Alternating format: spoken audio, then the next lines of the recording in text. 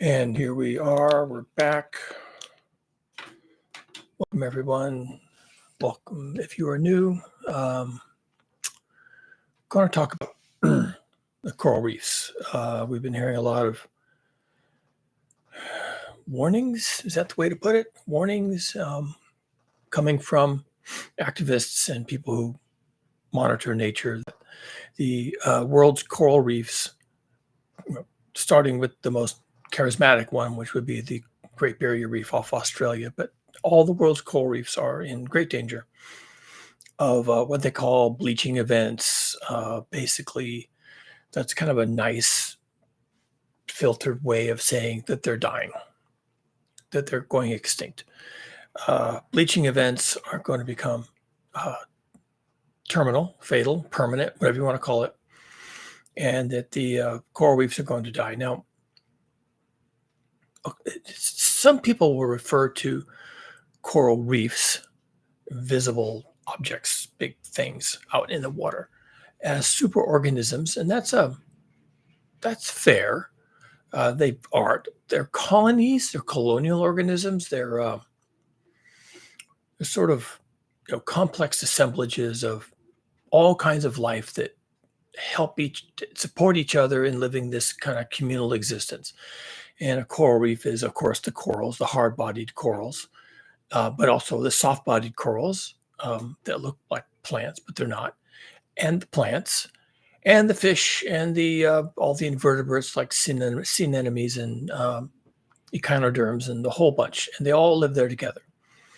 And the basis of the assemblage, the system, the ecosystem, is the coral itself. The coral, being rigid, provides a substrate for other things to grow on and for things to hide in and whatnot. So the coral reefs are important in the areas in which they are found, and things, you can judge the importance of something if it is seen from space, which the Great Barrier Reef is certainly visible from space. So it's important. It's doing something critical. It's been there a long time.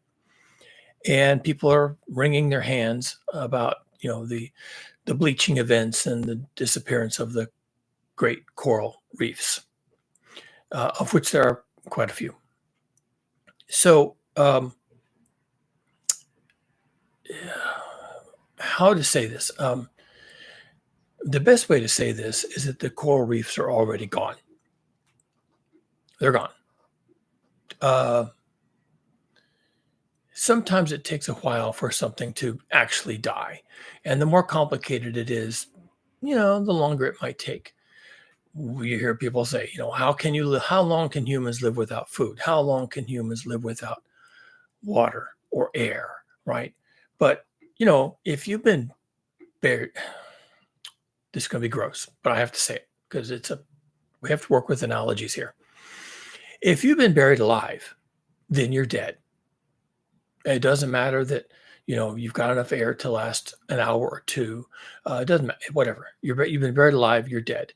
If there's been an earthquake and you find yourself under 200 feet of rubble and, you're otherwise unscathed, but here you are under rubble, then you're probably dead, right? It's going to take a miracle to save you. And if you're buried alive, so that's morbid thinking, but I have to have that thought because the coral reefs are already dead. They're already dead. Now, coral as an organism is not extinct by any means. But the superorganism that we're referring to, like the Great Barrier Reef, is just one named example, is already dead. As a superorganism, it's already dead. And let me explain why. And it comes back to how a coral reef is made or how it grows. It's not really an organism, right? Because it can't reproduce and these kinds of things. It's referred to in a romantic way as a superorganism, and it's beautiful and it's unique and it's complex and it's all these things. But it's made on the lives of these individual little coral polyps, which are little animals. There's probably no real risk of coral as an organism, as a type of organism, whatever the genus and the species is. There's probably hundreds of them, of going extinct. There isn't. But the superorganism is already doomed. And let me explain why. It is susceptible to heat, as are we all, right? Any really complex organism, including a human, needs certain characteristics in the environment in order to be healthy and to survive. Uh, you can have food, water, and air to breathe, and yet the heat alone can kill you because if it exceeds your ability to cope, you can die as an organism. And the problem with heating in the oceans is that the coral polyps, the little organisms, um, can essentially be killed by the heat, as can we all. So the coral reef being made up of all the organisms, starting with the little coral polyps that make up the rigid part of the reef, as they are, susceptible to heat, then the superorganism, the great reef itself, is of course susceptible to heat as well. Um, Coral reefs are among the most complicated ecosystems on Earth. They really are. That's not overstating it uh, at all. They are amongst the most complicated, and not surprisingly, they're among the oldest superorganisms, certainly the oldest ecosystems on Earth. I don't know. I'd have to go do some homework on the Great Barrier Reef, but my guess it's been there for millions of years, plural, right? 2, 3 million years, 10 million years, something like that. Uh, the corals are, the bodies of the hard corals are hundreds of feet thick, and the sands all around are made out of the ground up remains of the hard coral. And and again, the Great Barrier Reef is visible from space, so that's a lot of work for organisms to do. It took a long time to do that, and you just don't reproduce that easily, if at all, right? Because maybe the conditions that gave rise to the great reefs around the world, maybe those conditions don't exist anymore. Who knows, right? I wasn't there. Neither were you. Millions of years ago when these things got started. Um, we haven't in the South Pacific in particular. I don't know about the South Atlantic, but the equatorial Pacific, there are entire nations with seats on the UN that are built on coral atolls, which maybe started out as seamounts. A seamount is an under as a ridge or a volcano or something that no longer penetrates the surface of the sea. It's a seamount. But if it comes close enough to the surface of the sea so that light can penetrate, the seamount can become habitat for corals, fishes, and echinoderms and other things. And eventually it builds up until it breaks the surface of the sea. And then it can start to collect other things that float in, and you can create a little island based on this coral atoll. And there are lots of nations. I don't know how many, what, 20, 30 recognized nations that are just a bunch of coral atolls or some combination of coral and volcanoes, like extinct volcanoes. So, who knows what conditions it required to give rise to these things or how long ago it happened. But those conditions are now disappearing. We can't really count on coral reefs being able to continue because the oceans are heating. Now, there may be new organisms that show up to take advantage of the higher temperatures. There, if it's based on the organisms, the little coral polyps, hey, those could evolve, right? So they may evolve for new conditions. It's going to take a long time. Their life cycles are fairly quick, but nevertheless, it still takes time to evolve to new conditions. And who knows what could happen? But the coral reefs, as we know them today, yes, miracles could happen, but the coral reefs, as we know them today, are already dead. The conditions that they require to build and to grow and to survive as a superorganism, those conditions are gone. And they have, we can now count their days, their time to live in, scant years, single digit years, probably. And then they'll be gone. You'll still be able to see them. You'll still be able to see the Great Barrier Reef from space. It'll be out there in the water, this white band of subsurface material that's bright white, and you can see it from space. And there might even be some fish down there still swimming around in the coral, but it'll be dead. It'll be bones, right? Uh, a whale that gets run up on the beach, reduced to bones. That's a dead whale, right? You can say, well, that used to be a whale, but you wouldn't say it's a whale now. It's just the bones of a whale on the beach. So same thing with the Great Barrier Reef. It'll just be bones because the conditions, the heat, the oceans are getting too hot. The oceans are getting too hot, and there's other things going on as well. The oceans have become polluted, plastics and all this kind of stuff, and it's just becoming just a toxic environment in terms of things like uh, runoff, right? Pesticide runoff and the fertilizer runoff and all the terrible things that humans throw into the lakes and rivers ends up in the sea eventually. It's becoming toxic. There's all these microplastics. The organism having trouble just surviving at all. And then the heat comes in, the hot water comes in, and it basically kills them. So the Great Barrier Reef, as we know it, is almost certainly, barring a miracle, and really it would be a miracle because I just can't imagine what it would be. Biologist, ecosystem biologist, I can't imagine what it would take for the Great Barrier Reef to somehow jump through a hoop and become a different organism. Don't see it. So it's already gone.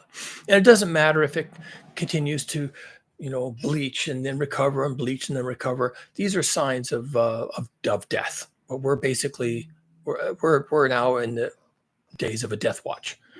Watch the coral reefs and expect them to die any day.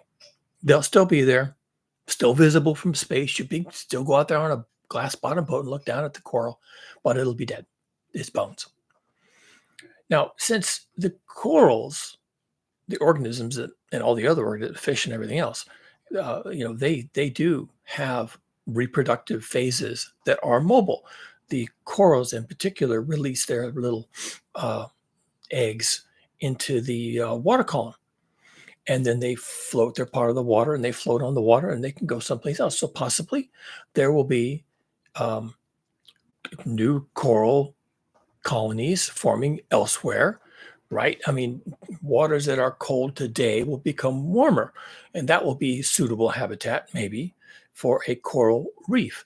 But it'll be a new thing. It's not in the old place, it's in a new place. And if it's in a new place, it may be a completely different ecosystem this time, right? The waters coming in from the land are going to be different. The prevailing ocean currents are different. The way that food is washed in and wastes are washed out will be different. The reproductive cycle may be different. Everything is different. It's in a new location. So it's not going to be the Great Barrier Reef, but now off of Florida or off of Maryland or off of the UK. It'll be something new. And, if we're lucky, right? It takes millions of years to grow these things. So what if the environment isn't stable enough for millions of years to promote that kind of growth? Uh, and of course, with climate change being what it is, we wouldn't expect it to be uh, stable. And with humans doing the sort of things they continue to do, we wouldn't expect the oceans to ever stabilize. They're going to be in constant change. The heating will continue to heat, and so even though corals could establish themselves off of Maryland next year, 20 years after that, it's too hot off of Maryland. And now where are they going to go off of Greenland? I mean, what are we talking about here? So the coral reefs, as we know them, are gone. They're just gone at this point.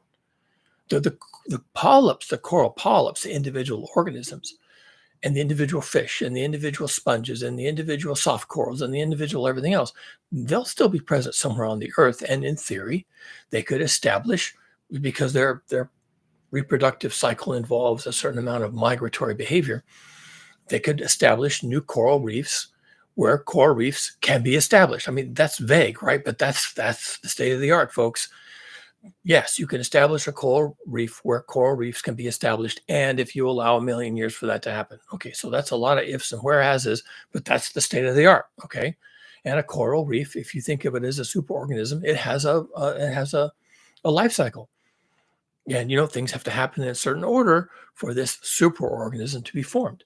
And that's why I'm saying now that they're doomed. They're gone. The conditions for coral reefs no longer exist. That's it. You can still have coral, you can still have soft coral, you can still have echinoderms and sea urchins and sponges and things like that. You can still have all those things. You can still have the pretty colored fishes, maybe. I don't know. If they really are reef fish and they need a live coral reef, then a lot of these fish will simply go extinct because they need a living superorganism called a coral reef, and they don't have it. So, okay, maybe they mutate, maybe they evolve, maybe something happens so that the pretty colored fish can live somewhere else, right? And then they don't go extinct. But will they ever live in coral reefs again? I don't know. They just evolved to live under oil platforms. So why would you expect them to suddenly live in coral reefs? They had to change. And so once again, the coral reefs as we have known them are gone. The organisms may continue here and there and all these different scattered places, but this assemblage, this superorganism, this phenomenon of all these things coming together and having done so for hundreds of thousands, millions of years, that is done. That's done. But they could reestablish. No, they don't have time. The Earth is going to continue to change, and it's going to be really hard. It's going to be really difficult for these things to become reestablished. So I'm not talking about corals being extinct. I'm talking about this so-called superorganism, a coral reef, becoming extinct. And there's nothing we can do about that at this point.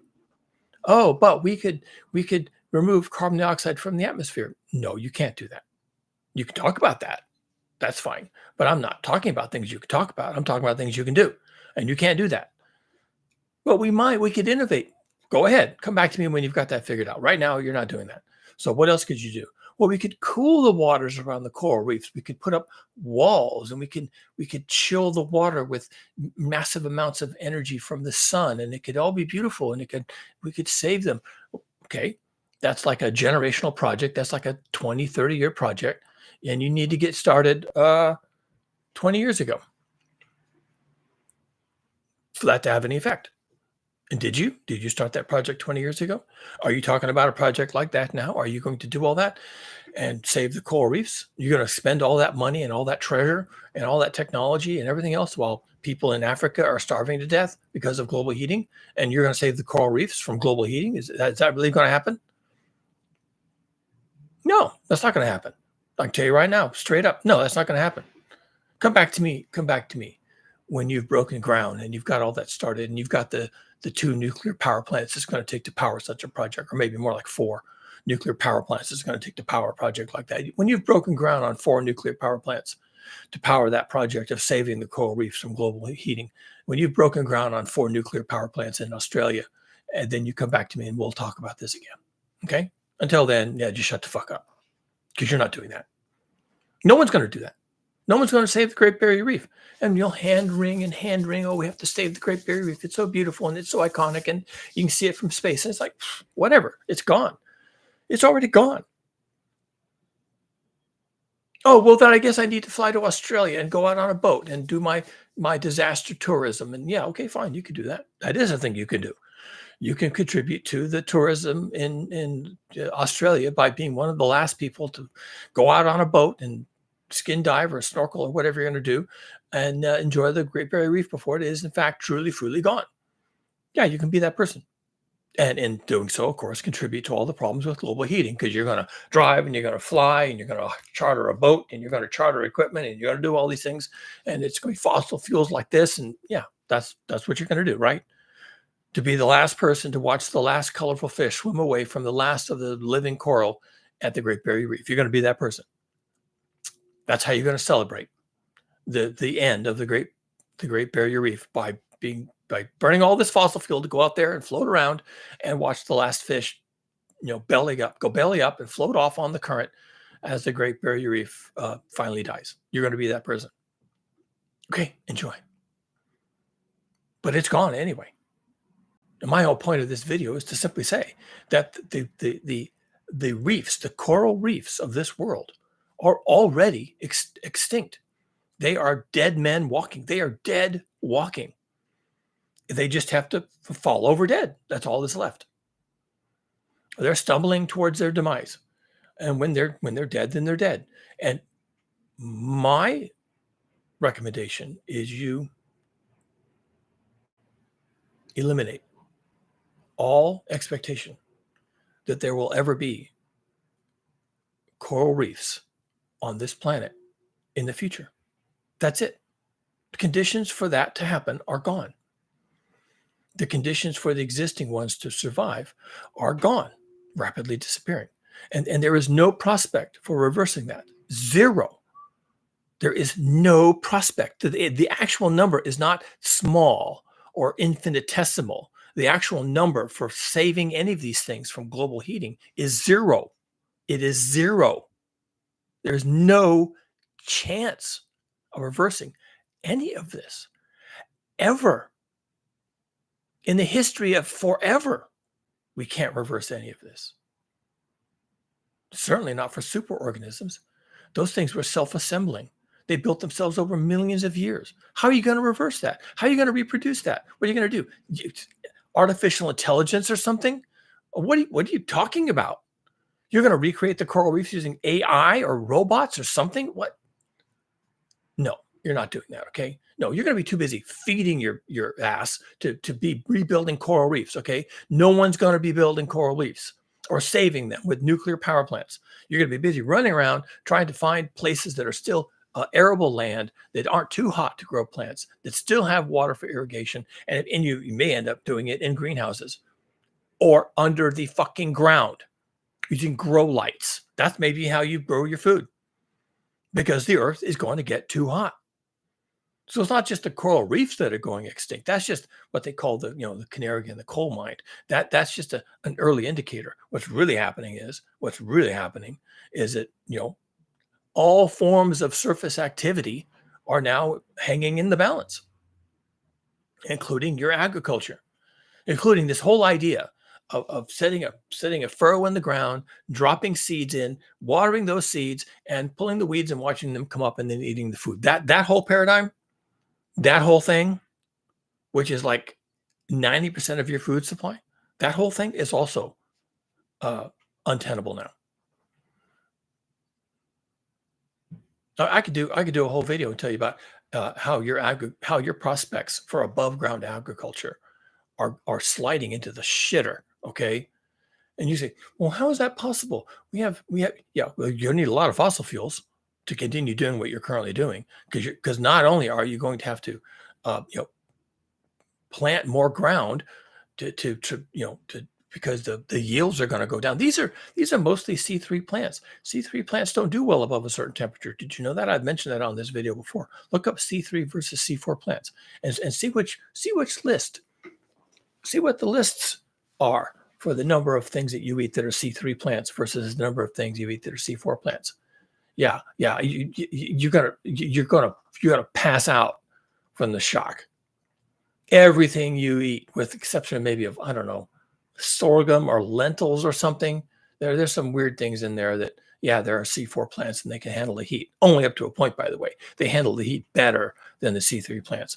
And so at some point, it doesn't matter how great a furrow you can plow and how many seeds you put in it and how genetically modified they are and how much water you can bring in and how well you protect them from bugs and vermin. Okay, it's just too hot. Oh, but I'll put more water on them. Well, number one, where are you going to get it? Who are you going to take it from? And three, that isn't the solution. It's not that they're dry. It's just too hot. How can that be? Biology, bitch. That's how it be, okay? Biology, their metabolic pathways break down at a certain temperature. Oh, and by the way, we're there. Well, we could innovate. We could make frankenseeds. We could change the C3 plants into C4 plants. We could borrow genetics. We could do artificial intelligence and change their metabolic pathways. Oh yeah, really? Well, okay. Get to work then. I hope someone's working on that. And I hope they create food that's still edible. It doesn't bring the diseases with it because they've been modifying genetics. Yeah, fine. Is that project going on somewhere? How are they doing? Do they have enough funding? Are they having any results? Is it working? No, I think the answer to all that is no. No one's working on that. Why would they work on that? Because that would be thinking ahead, right? And did we think ahead with regards to the coral reefs? Clearly not. So why would we think ahead about anything else? like, abandoning our C3 plants because it's going to be too hot for them and adopting C4 plants. Oh, except that there's none of those are really edible, except only a few. Okay, so what else could we do? We could turn our C3 plants into C4 plants, whatever that means, whatever that entails. I just said the words. I just created the sentences using the English language, so it must be possible, right? No, nothing says that's possible. It's like turning a a mackerel into a squirrel. Yes, they both have cells. They both have DNA. They're both, vertebrates and yeah, but a mackerel is a fish that lives in the sea, and the squirrel is a squirrel that lives on a tree and eats nuts. How can you turn one into the other? Yes, you could create a sentence. Well, we'll just turn the mackerels into squirrels. We'll just turn the C3 plants into C4 plants. Yeah, I know you can say those words, but that doesn't mean you can fucking do it. Okay, fine, try it. Give it a try. And we figured out how to do that, where you can turn all of our cereal crops into C4 plants that can survive at 20 degrees C above current baseline. Well, fine. Okay, fine. Then we'll have that conversation. Assuming the productivity is there and assuming they don't need other weird ingredients to survive. And what if they need lithium? What? Welcome to the land of unintended consequences, right? You're able to genetically engineer C3 plants to be C4 plants, but in the process of doing that, something weird happened, and now they require lithium be added to the soil. So now to keep your agriculture going, you're having to amend your soil with lithium, and now you're stealing lithium from the auto industry for the batteries for their cars, right? So who knows how that's going to work out? I'm just saying. I'm not saying this C3 plants made into C4 plants are going to require lithium. I'm just saying they don't assume it's going to work out. Don't assume everything's going to be groovy. When you can figure it out and it's groovy, well, then we'll have a groovy talk. We'll talk about how groovy it is, how wrong I was. And I'll be the first person to apologize. I said it couldn't be done, and now you're doing it? Well, look at that. I guess they did it. I'm sorry. I was wrong. See, I'll even say it right now. I'm sorry. I was wrong. And you can have your laugh, and we'll sit down to a nice dinner of C4 plants that used to be C3 plants, right? And you're not going to save the coral reefs. You're not. You can't. They're done. Now, this summer is going to be the hottest summer on record. The last 10 months of the last year and this year, the last 10 months have been the hottest months for that month on record in human history forever, all time. So that means last October was the hottest October of all the Octobers that we know anything about. And after October, then November was the hottest November of all the Novembers that we've known anything about. And then after the November, December was the hottest December for any December that we have any records about forever and all time. Okay. And so now we're in April. And I'll just go out on a limb here and say that April will be the hottest April of any April that we know anything about for all time forever. Okay. So what's the trend here? It means 2024, 2023, which is now a year that's been closed, hottest year on record of any year that we ever have records for of all the years that there are records. And then 2024 will be the hottest year after 2023 and 2022 and 2021, which are also the hottest years in their respective time frames. Now we are in 2024. It will be the hottest year of any year we've ever recorded for any records we have about anything ever. And what's the trend? That's the trend. That's the trend. Now, 2024 might not be the hottest year on record for any year we've ever recorded a year for. It may be a little bit, cooler than 2023, or a tiny bit cooler than 2021. But nevertheless, that's the trend now. And it's following the trend that we are burning more fossil fuels than we have ever burned ever before for the history of forever. Every year we burn more. Every year the amount we burn goes up, not down. Paris Climate Accord said you have to start reducing fossil fuel consumption. Actually, they probably said reducing carbon emissions, but that's hokey bullshit, okay? No, you have to reduce fossil fuel consumption because that's where the carbon emissions are coming from, right? We all know that, right? We all know that part. We all agree on that. The carbon emissions are coming from fossil fuel consumption. We're all down with that part? Okay, good. So we have to reduce our fossil fuel consumption in order to reduce our carbon emissions, whatever that means. And we didn't do it because we couldn't. We couldn't do it. and we're not going to do it. It doesn't mean it doesn't happen, but the sentence where I say we reduce our fossil fuel consumption is a different sentence. It's a very different sentence with very different dynamics and implications than another sentence, which is that fossil fuel consumption will be reduced. And we're in the bayou again. This first sentence is very different than the second. The first sentence is, we will reduce our fossil fuel consumption. And the second sentence is, our fossil fuel consumption will be reduced. Did you catch that? The first one is, we took action. The second one is, something happened to us. So we have so far refused to take action. Clearly, because fossil fuel consumption is up and CO2 emissions are up. And the parts per million in the atmosphere of CO2 is necessarily also up. And the temperature of the earth is, wait for it, up. And the temperature next year, along with the CO2 emissions, along with the carbon dioxide emissions, along with the fossil fuel consumption, will be, dare we guess? I think it's going to be up. All of them will be up. They'll all be in the up direction. Line go up, right? And what happens to the coral reefs? They die. And what happens to the food production? It decreases. And what happens to the human population? Well, the interesting thing about human population is humans are a bit like coral reefs. Humans are visible from space, right? You can see the LA metropolitan area.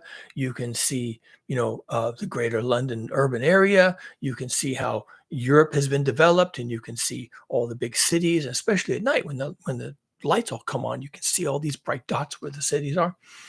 You can see human civilization and the core elements of that civilization from space. You can see it from space. Now, what does that sound like? It sounds a bit like the Great Barrier Reef, also visible from space. Now, what you have to understand is that the fate of the Great Barrier Reef is the fate of all these people.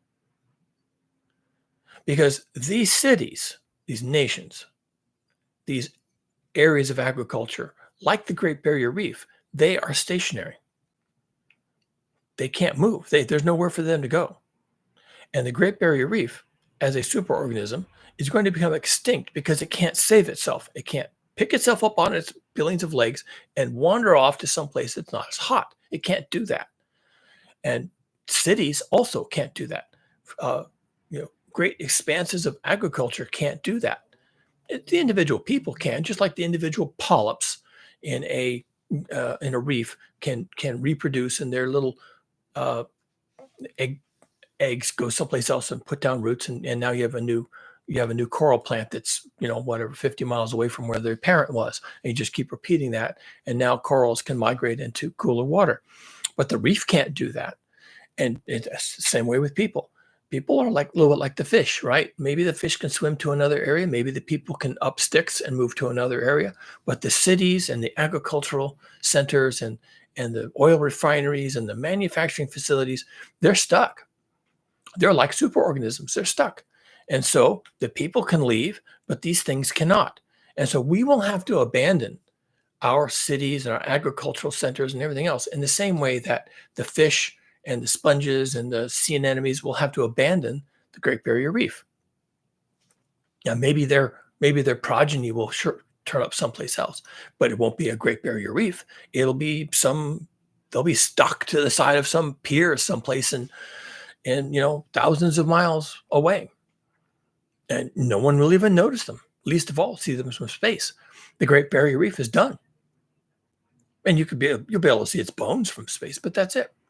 And the same thing applies to human civilization. And for the same reason, we are not mobile. Well, the individuals are, but the cities, the cityscapes, the freeways, the metro systems, the airports, the residential areas, the parks, everything, the manufacturing, and then of course the farming, the land, right, where the plows run and the seeds are planted and the plants come up. That thing, it can't move. And so the do not send to know for whom the bell tolls if you're asking about the Great Barrier Reef, because the bell tolls for you. that our great, huge infrastructure build is like the Great Barrier Reef. And the Great Barrier Reef is fixed. And because it's fixed in place, it's doomed. And because we are fixed in place, our infrastructure is fixed in place. It is also doomed. And if we abandon it, well, that's like the pretty fish that have to swim away from the Great Barrier Reef. Where are they going? If they need the reef to survive, well, then they'll go a little distance and then what? They'll be eaten by something, or they won't find food that they need and they'll just become malnourished and starve and die, right? But what happens to the people if they have to leave their habitat? They have to load their kids up in a shopping cart and they go down the sidewalk and they're pushing themselves along and they don't know where they're going and they hope, of course, that there's food and water and shelter when they get there. And what if there's not any food and water and shelter, or not enough, or they have to compete for it? Well, then they're like those pretty fish that had to swim away from the Great Barrier Reef. All this infrastructure we built that we have become dependent on, we have become evolved essentially, culturally, if not physically, to live in these urban areas. All this build that we built for ourselves, it's not mobile. And if people leave it because it's too hot, then they're going to die. And if they don't leave it, then they're going to die because they didn't leave.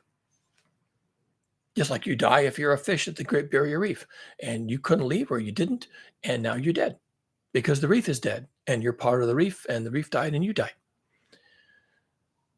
So the implications of this discussion we're going to be having soon about the Great Barrier Reef and all the barrier reefs and around the world, and the reefs are in trouble, and the reefs are bleaching, and the reefs are going, are dying. That discussion, when it happens, that's about us. That's us. We're also a superorganism. We also have an investment in stationary infrastructure. We also live complex lives, interdependencies. And as the reef goes, so we go. Now, we won't have that discussion. We'll hand wring and weep and go and go to Australia to dive off the Great Barrier Reef before it's dead. We'll do all those things. But we won't do those things for ourselves. We're just going to sit where we are. We're as clueless as the pretty fish living on the Great Barrier Reef. We have no idea what's happening to us. And when it happens, we'll be as shocked and amazed and troubled as the fish living on the Great Barrier Reef. One day wake up and there's no food to eat. And everything's dead. And they're like, wow, well, how'd that happen? Now what do I do? Where do I go from here? I guess I'll start swimming. And that's how people are going to be. They'll just start walking. Where? I don't know. Probably our civilization is going to suffer exactly the same fate as the great coral reefs. We're just going to vanish. You want to talk about saving the reefs? You need to talk about saving yourself. I'm not even joking. You need to talk about saving yourself.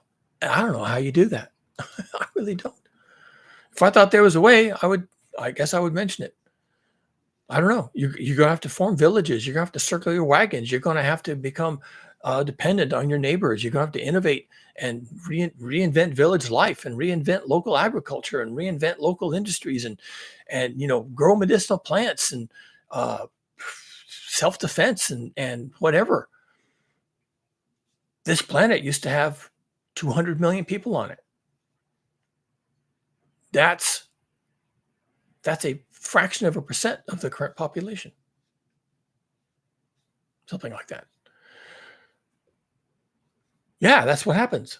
When the Great Barrier Reef is gone, there will be, 1% of the reef left over, still alive, still looking like a reef. 1% will be left. And that's what's going to happen to us in all likelihood. 1% left for exactly the same reasons.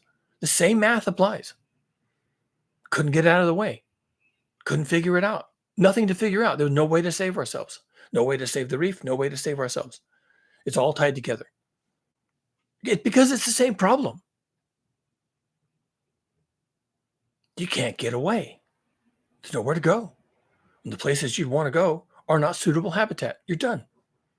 You're done. And that's how things go extinct. They don't go extinct all at once, unless you're the dinosaurs and it's a meteor.